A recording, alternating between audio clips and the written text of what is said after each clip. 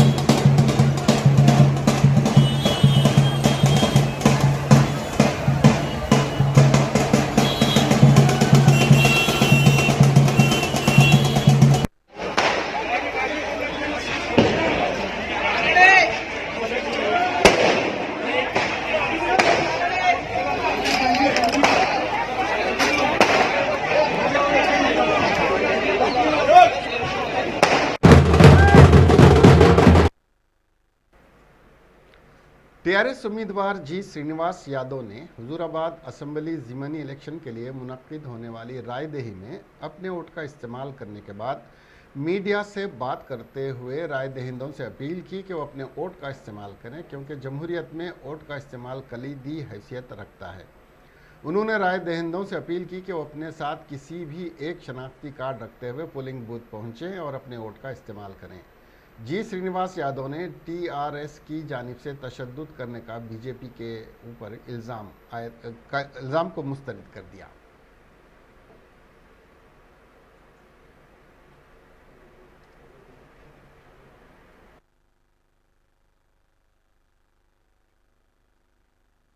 ఇవాళ నా ఓటు హక్కును వినియోగించుకోవడం జరిగింది.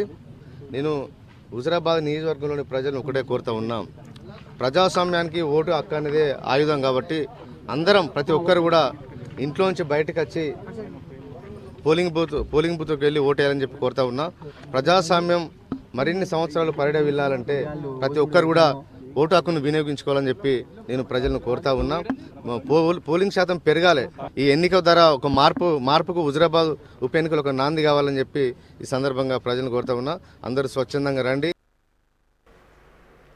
भारतीय जनता पार्टी के उम्मीदवार इटाला राजेंद्र ने अपनी अहिल्या इटाला जमुना के साथ अपने वोट का इस्तेमाल करने के बाद मीडिया से बात करते हुए टीआरएस पर इल्ज़ाम आयद किया कि टीआरएस कारकुन सरपंच और मुख्तलिफ सदर नशीनपुर अमन रायदही को तशद्दुद में तब्दील करने की कोशिश कर रहे हैं और बड़े पैमाने पर टीआरएस की जानिब से रकम की तकसीम अमल में लाई जा रही है। उस पर इलेक्शन कमीशन और पुलिस को कार्रवाई करना चाहिए। इटाला राजेंद्र ने रायदहिंदों से अपील की कि वो अपने वोट का इस्तेमाल बिला किसी खौफ के करें। చూడొద్దు, వీని ముఖం కనబడద్దని చెప్పి ఇవన్నిటి కూడా అధిగమించి ఇలా పోలీసులు ప్రెషర్ చేసినా, డబ్బులు పంచినా, మద్యం ఏరులై పారినా, భయభ్రాంతులకు గురి చేసినా, వాళ్ళకు అనేక రకాల అసౌకర్యాలు కలిగించినప్పుడు కూడా స్వచ్ఛందంగా వాళ్లకు వాళ్ళు ఇక్కడ మాకు మేముగా కాపాడుకోవాలి, మాకు మేముగా ఓట్లేసుకోవాలి, మాకు మేముగా గెలిచినట్టు ఫీల్ అవుతున్న వాతావరణం కనబడుతుంది.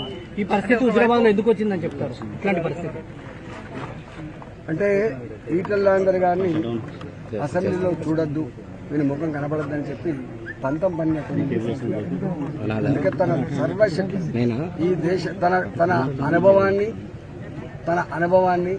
తన సంపదని, తన అధికార యంత్రాంగాన్ని, తనకున్న మొత్తం సర్వశక్తులు కూడా ఒడ్డి వీన్ని పొందబెట్టాలి అనేటువంటి ఒక ఏకైక దృక్పథంతో ఈ పంచాయతీ కనబడతాం. ఒకవైపు పెద్ద మొత్తంలో ప్రలోభాలు కలుగుతున్నాయి, మీకు ఇంకా ప్రజలు మీరు నమ్ముతున్నా అంటున్నారు. అసలు ఏం నమ్మకం ప్రజలు? అసలు ప్రజలు చాలా గొప్పోళ్ళు. వీడికడే మంది నాయకులు ప్రలోభాలకు గురవుతున్నారు, కానీ ప్రజలు ఎప్పుడు కూడా ప్రలోభాలు ఉన్నప్పటికీ కూడా మంచేందో చెడేందో తర్కించుకునే సత్తా ప్రజలకు మాత్రమే ఉంటుంది. వాళ్ళు అంతిమంగా ఇట్లాంటి సందర్భాలు ఇది అలా మొత్తం యంత్రాంగం అంతా కూడా ఏకపక్షంగా ప్రజల మీద దౌర్జన్యం చేస్తున్నప్పుడు ప్రజలందరూ ఏకోన్ముఖులై ఈ దౌర్జన్యాన్ని అరికట్టకపోతే రేపు సమాజం బానిసత్వంలో పోతున్న భయంలో ఉంటుంది. కాబట్టి ఇవాళ స్వచ్ఛందంగా, నిజాయితీగా, కమిట్మెంట్తో ప్రజలందరూ కూడా వాలంటరీగా ఇవాళ ఏమి ఇచ్చినా కూడా అవన్నీ పక్కకు నెట్టి ఇవాళ ఖచ్చితంగా పంచిచ్చినా కూడా ప్రజలందరూ ఏమంటారు అంటే మేము న్యాయానికి ఓటేస్తాం, ధర్మానికి ఓటేస్తాం. ఇప్పుడు ఉన్నటువంటి ప్రభుత్వం న్యాయం వైపు లేదు, ధర్మం వైపు లేదు. కాబట్టి మేము ప్రజలమన్న ధర్మాన్ని, న్యాయాన్ని కాపాడి ఈటల రాజేందర్ గారిని అత్యధిక మెజార్టీతోటి గెలిపిస్తామంటున్నారు. ఇవాళ హుజురాబాద్ ప్రజలందరూ కూడా మేము ఎక్కడ ఏ గ్రామాలు తిరిగినా కూడా మీకు ఏ हुजूराबाद असेंबली ज़िमनी इलेक्शन के लिए होने वाली रायदही के दौरान टीआरएस और बीजेपी कारकुनों ने एक दूसरे पर इल्ज़ाम आयद कर रहे हैं कि पुरअमन रायदही को तशद्दुद में तब्दील करते हुए रायदही के फीसद को रोकने की कोशिश कर रहे हैं। बीजेपी कारकुनों ने टीआरएस कायद कौशिक रेड्डी पर इल्ज़ाम आयद किया कि ये हर पोलिंग बूथ पर घूमते हुए रायदहिंदों को धमका रहे हैं और बड़े पैमाने पर रकम तकसीम कर रहे हैं। दूसरी जानिब टीआरएस कारकुनों ने बीजेपी कारकुनों पर इल्ज़ाम आयद किया कि ये पुरअमन रायदही को तशद्दुद में तब्दील करने की कोशिश कर रहे हैं।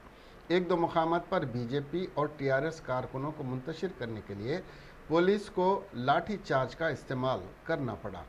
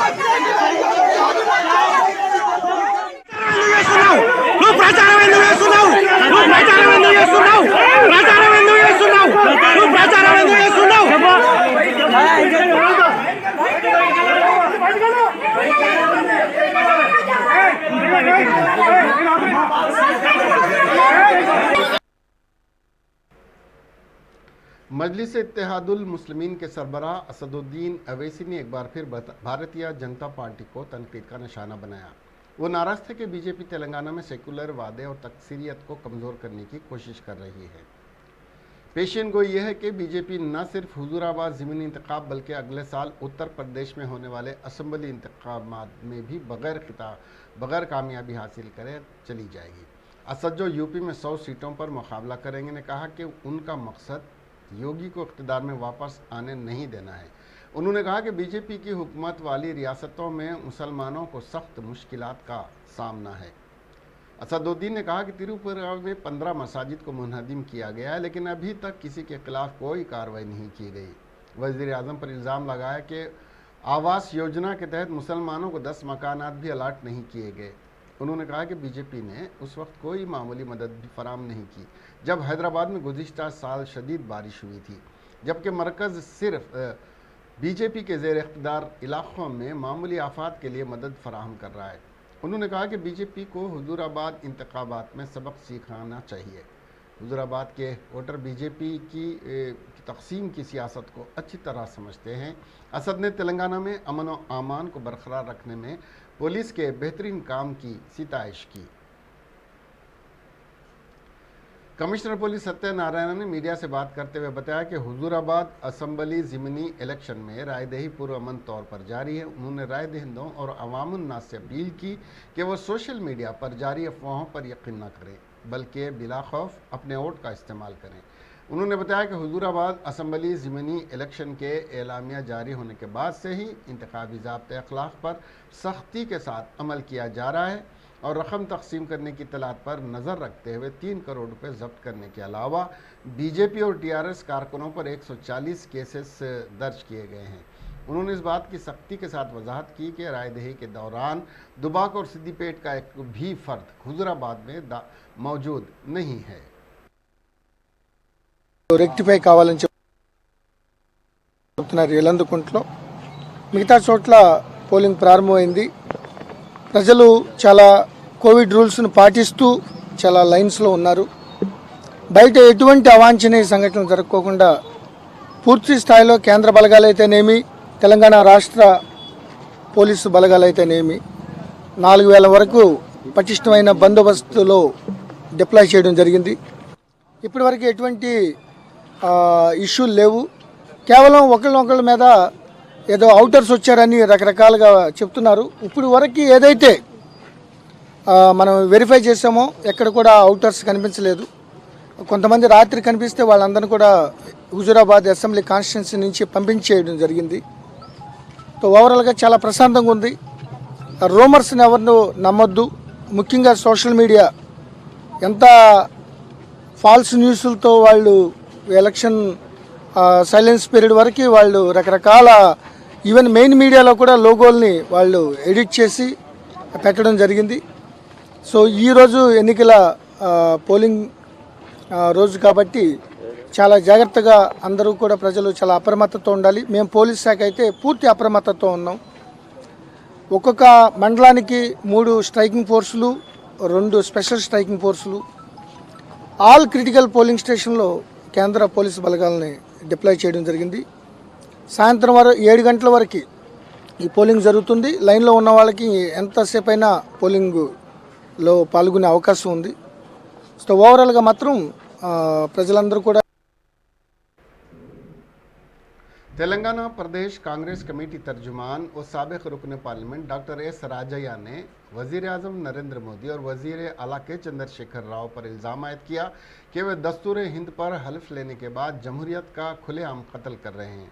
आज मीडिया से बात करते हुए राजैया ने कहा कि हिंदुस्तान दुनिया का सबसे बड़ा जमहूरी मुल्क है जहाँ पर तमाम तबक़ात को हर तरह की आज़ादी हासिल है, लेकिन इन दोनों जिम्मेदारान अपनी अनानियत के बाअस जमहूरियत को ख़त्ल कर रहे हैं और किसी को अपने हुकूक़ की बाजियाबी के लिए आवाज़ उठाने का हक़ ख़त्म कर दिया गया है। मुल्क की एग्जीक्यूटिव बॉडी जिसमें ब्यूरोक्रेट और दाखिली व ख़ारिजी उमूर के माहिरीन जो इस जमहूरियत की हिफाजत के ज़िम्मेदार हैं, वो अपने फ़राइज़ की अंजाम दही में नाकाम हो चुके हैं, जिसके बाअस मुल्क की जमहूरियत ख़तरे में है।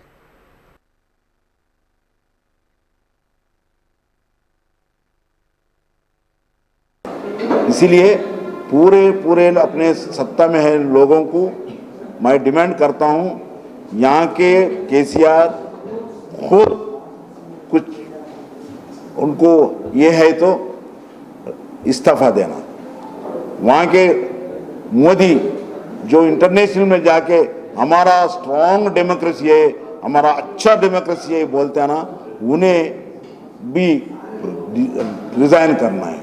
ये देश में एक लीडरशिप पार्लियामेंट्री सिस्टम है और दूसरे तरफ से एग्जीक्यूटिव सिस्टम है। ये एग्जीक्यूटिव सिस्टम में IAS IPS officers are the backbone of this constitutional who protects the constitution, but these people totally failed. They know, they are seeing in the media, they are seeing, everybody is seeing in media, the money is being distributed openly to the people, and the people who did not get the money, they are coming on the roads and making an agitation that the amount is not being distributed to me.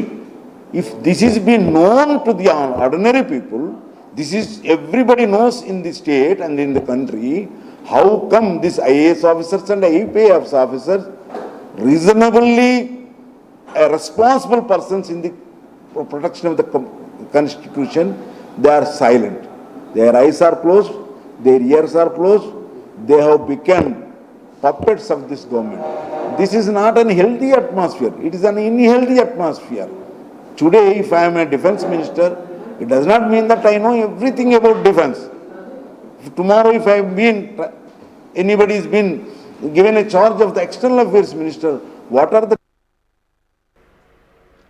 सदर YSR Telangana party YS Sharmila की पदयात्रा आज 11वें रोज में दाखिल हो गई। उन्होंने आज इब्राहिमपट्टनम के कई मंडल्स और देहात की आवाम से मुलाकात की और रोड शो को मुखातिब करते हुए चीफ मिनिस्टर के चंद्रशेखर राव और टीआरएस हुकूमत पर तनकीद करते हुए उन्हें धोखाबाज कायद करार देते हुए बताया कि टीआरएस व वजीर आला के चंद्रशेखर राव ने इख्तिदार हासिल करने के लिए किसानों से कर्जात माफ़ करने का वादा किया था और कमज़ोर तबकात को डबल बेडरूम मकानात देने का वादा किया था, तो मुसलमानों को 12% रिजर्वेशन तहफ़्फ़ुज़ात देने का वादा करते हुए मुसलमानों के वोट हासिल किए, तो दूसरी जानिब केजी ता पीजी मुफ्त तालीम देने का वादा करने के अलावा दलितों को 3 एकड़ अराजी फराहम करने और नौजवानों को मुलाजिमतें फराहम करने का वादा करते हुए इख्तिदार तो हासिल कर लिया, लेकिन 7 साल गुजर जाने के बावजूद टीआरएस हुकूमत उन वादों को पूरा करने में नाकाम है, शर्मिला ने बताया।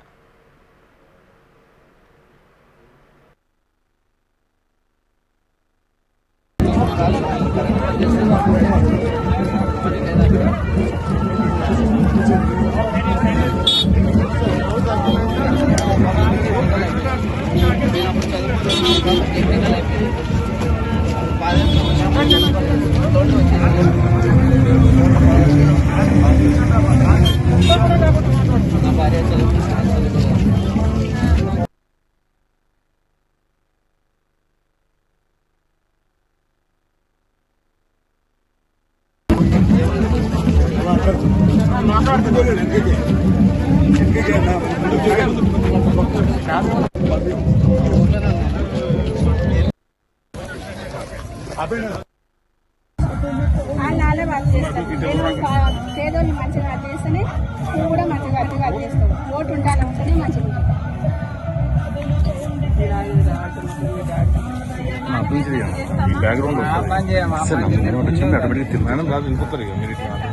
इसके साथ ही ये खबरें यहीं ख़त्म हुई। अब हमें दीजिए इजाज़त और देखते रहिए INN चैनल। खुदा हाफिज़।